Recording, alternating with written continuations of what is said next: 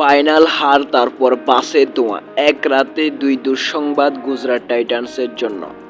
IPL 2026-এর ফাইনালে হার হতাশা কাটায় আগে বিপত্তিতে পড়েন গুজরাট টাইটান্স। আহমেদাবাদ নরেন্দ্র মোদী স্টেডিয়াম থেকে হোটেলে ফেরার পথে দলের বাসে হঠাৎ বৈদ্যুতিক ত্রুটির কারণে ধোঁয়া দেখা দেয়। তবে স্বস্তির খবর, খেলোয়াড় ও স্টাফদের কোনো আহত হননি এবং সবাই নিরাপদে বাস থেকে নেমে যান। ঘটনার কারণে কিছু সময় সড়কের পাশে অপেক্ষা করতে হয় দলকে। পরে বিকল্প বাসের ব্যবস্থা করা হলে টিকেটারদের হোটেলে পৌঁছে দেওয়া হয়। প্রতিবেদনে জানা গেছে, এর কারণে প্রায় 1 ঘন্টা দেরিতে হোটেলে ফেরে গুজরাট শিবির। এর আগে মাঠে হতাশায় রাত কাটিয়েছে দলটি।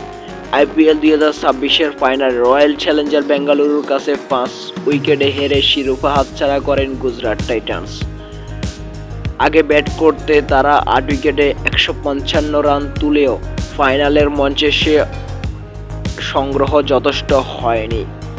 এমনিতে শেষ কয়েকদিন ধরে ভ্রমণ ও ত্রুটির চাপে ছিল গুজরাট। ধর্মশালা, বুলানপুর ও আহমেদাবাদের মধ্যে বারবার যাত্রার সঙ্গে আবহাওয়াজনিত জটিলতা, সব মিলে ক্লান্তিকর সময় পার করেছেন দলটি। একদিকে শিরোপা হাতছাড়া, অন্যদিকে ফেরার পথে বাসের ত্রুটি। গুজরাট টাইটান্সের জন্য 2026 আইপিএলের ফাইনাল রাতটি নিশ্চয়ই খুবই দ্রুত ভুলে যেতে চাইবেন তারা। SP sports, MD Shihab.